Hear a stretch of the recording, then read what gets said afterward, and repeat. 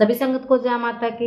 आज आप लोगों के लिए विषय ले आई हूँ। बहुत सारे बच्चे जो है शीतला माता उनके घर की कुल देवी हैं और वो चाहते हैं कि हमें शीतला माता का मंत्र मिले, पर मंत्र जो है आपको गुरु से ही प्राप्त होना चाहिए, क्योंकि गुरु प्रदत्त मंत्र जो होते हैं वो ही अक्सर आपका जो है भला भी करते हैं, आपके कार्यों में पूर्णता भी लाते हैं। परंतु मंत्र जो है सिद्ध आपका होना चाहिए, यानी कि जागृत होना चाहिए, कार्य पूर्ण करने वाला होना चाहिए।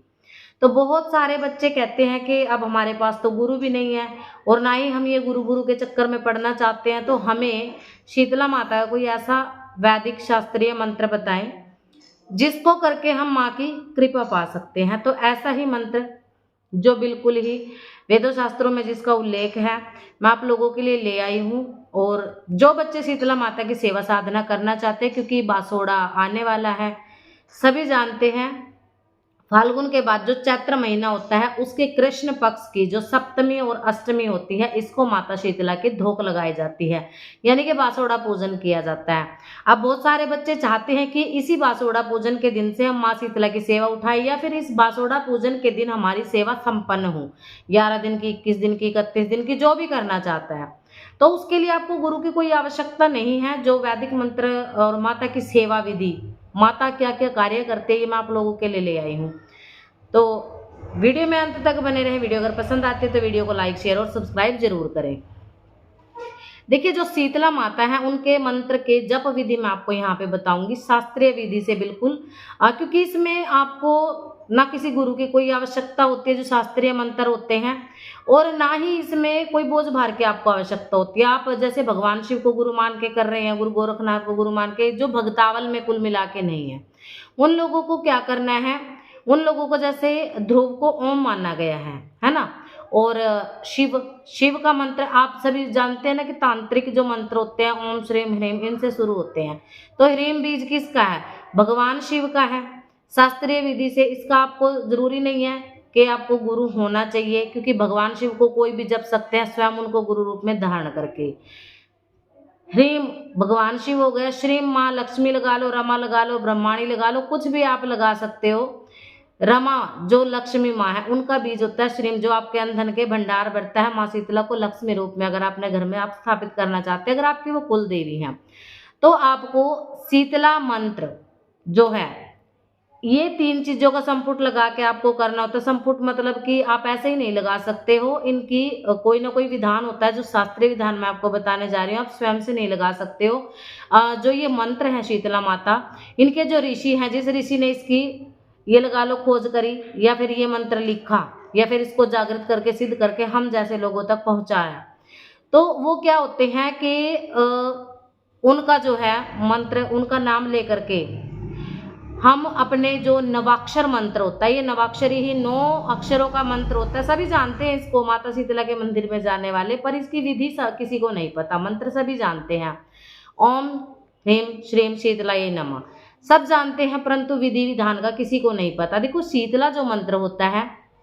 9 अक्षरों का नवाक्षरी मंत्र होता है, ये बहुत कम लोग जानते हैं, पढ़े लिखे लोग तो खैर जानते ही होंगे। तो इस मंत्र का स्वरूप जो पूरा बन जाता है ओम ह्रीम श्रीम श्री शीतलाय नमः। जो उपमन्यु ऋषि थे उन्होंने इसको लिखा था, उन्होंने इसकी विधि विधान जो शास्त्रों के माध्यम से हमें बताया, तो वो आप सब लोगों के लिए विधि में शेयर कर रही हूँ। इस मंत्र की कहते हैं कि देवता शीतला मैया है, तो जो भी माया बीज, शिव बीज और ये लगा लो लक्ष्मी बीज, इनका संपुट लगा करके अगर हम इस मंत्र का जो जाप करते हैं, तो ये हमारा मंत्र बिल्कुल पूर्ण रूप से सिद्ध हो जाता है, हर कार्य भी करने लग जाता है। विधि भी मैं आपको बताऊंगी, कुछ अपने तरीके से हम आप लोगों को बताने की कोशिश करेंगे।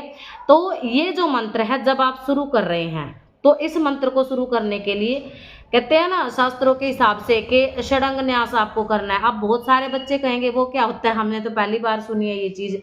ये होता है यानी कि अपने शरीर के जो 6 अंग होते हैं, जब भी आप किसी साधना में बैठ रहे हो, वैदिक पद्धति से लगा लो, शास्त्रीय पद्धति से लगा लो, तो ये 6 अंगों का न्यास होता है।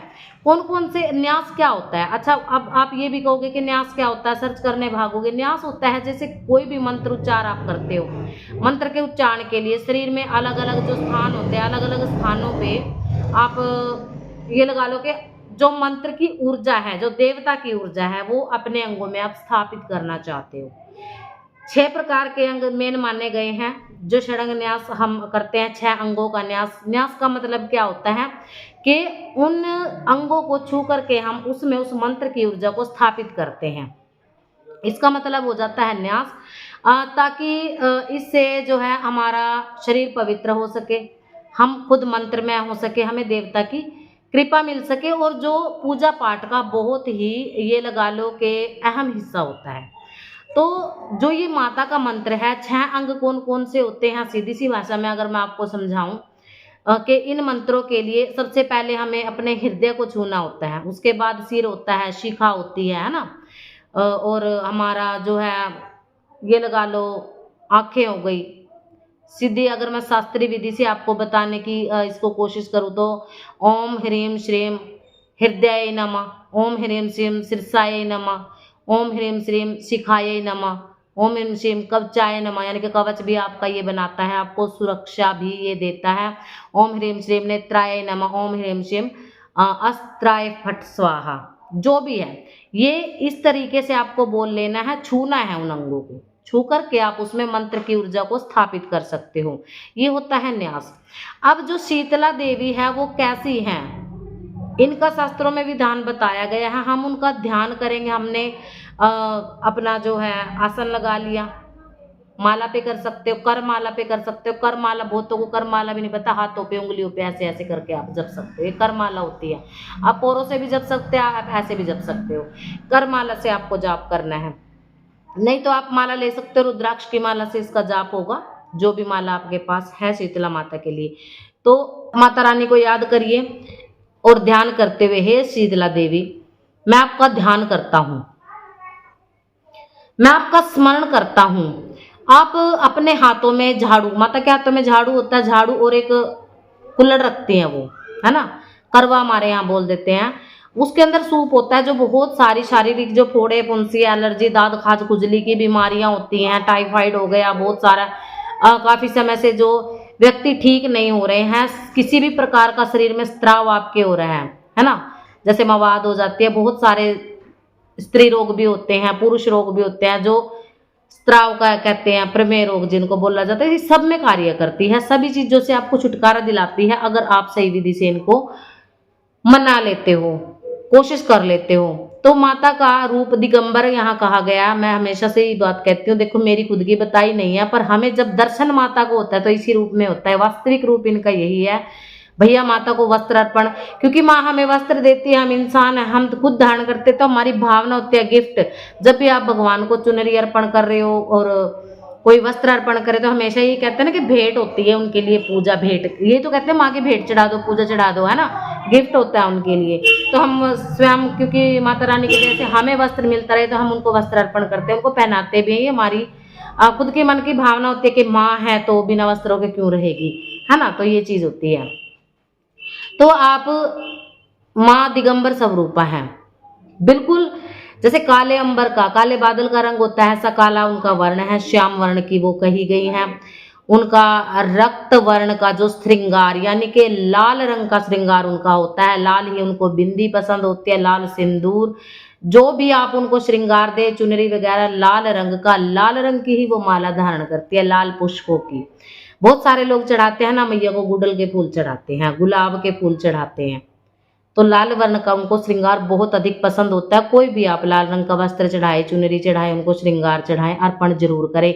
मैं हमेशा एक बात बोलती हूँ, बिल्कुल शॉर्टकट में, छोटा, जब माता शीतला की सेवा हमने जो अपने गांव के हिसाब से या फिर एक ये लगा लो सामान्य विधि के हिसाब से, भक्तावल की विधि के हिसाब से बताया, क्या हमेशा कहते हैं सूखा सिंदूर आप माँ के पास जरूर लेके जाओ, सूखी मेहंदी जरूर लेके जाओ, क्योंकि मेहंदी जब सूखती है ना, चढ़ती है, उसका रंग लाल ही होता है, तो ये माँ को बहुत ज्यादा पसंद होता है, वो प्रसन्न हो जाती हैं आपसे।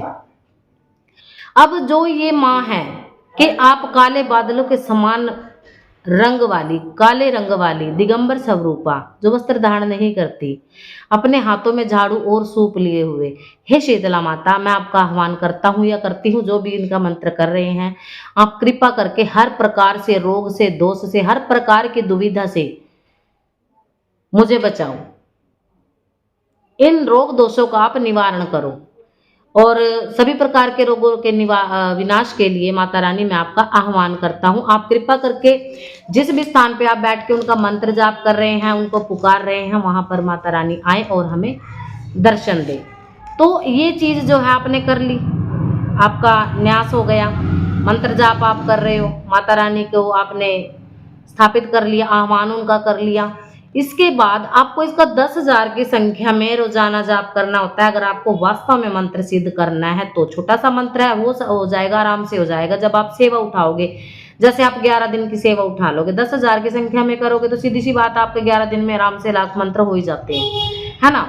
1 लाख 1.25 लाख मंत्र हो ही जाते हैं। तो ये आपको इतना जाप करना है 11 दिन डेली, क्योंकि बीज मंत्र है, छोटा सा मंत्र है ये, तो बहुत ही जल्दी इसकी माला हो जाती है, तो सामान्य सी बात है। तो आपको ये मंत्र 10,000 की संख्या में जाप करना। और माता रानी को जब आपका 11वां दिन हो तो आपको क्या करना है, इनके लिए हवन कर देना। हवन के लिए समीधा आम की ही लगेंगी।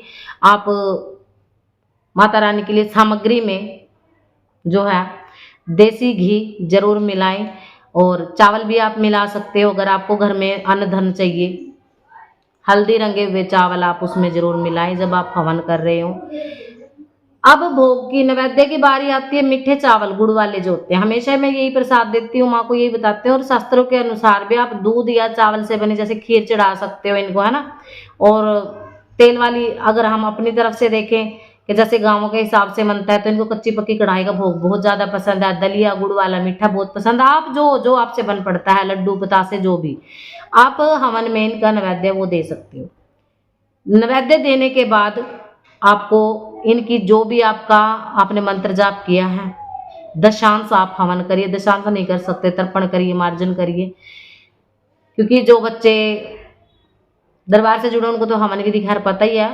नहीं तो आप जितना भी देखो आपने मंत्र जाप किया है उसका 10% आप निकालिए। 10% नहीं कर सकते हो तो जो 10% बनता है उसका 10% आप निकाल लीजिए। उसके हिसाब से आप जो है अपना हवन कर सकते हो, क्योंकि इतना संभव भी नहीं हो पाता, पर जिनसे संभव होता है वो पूर्ण विधि विधान से ही करें। इस प्रकार से अगर आप करोगे तो माता शीतला आपसे निश्चय ही बहुत ज्यादा प्रसन्न होंगी। और जब आपका ये मंत्र सिद्ध हो जाएगा तो आप नीम की टहनी से या कुशा से किसी भी रोगी को झाड़ सकते हो, अपने घर में किसी को भी झाड़ा दे सकते हो, स्वयं के लिए इसका प्रयोग कर सकते हो। अब ये थी शीतला माता के मंत्र की विधि, शास्त्रीय विधि है, बिल्कुल इसमें कोई गुरु की आवश्यकता नहीं। जिनके घर की माता शीतला कुल देवी है वो निश्चिंत होकर के इस मंत्र को जपिए। ये विधि है, ये विधान है, हवन भी बता चुकी हूँ कैसे कैसे आपको करना है। सारी चीजें आपको इस वीडियो में मिलेंगी। अगर आपको कोई कमी महसूस होती है तो कमेंट के माध्यम से आप पूछ सकते हैं। सभी को जय माता की, माता रानी सभी का कल्याण करे।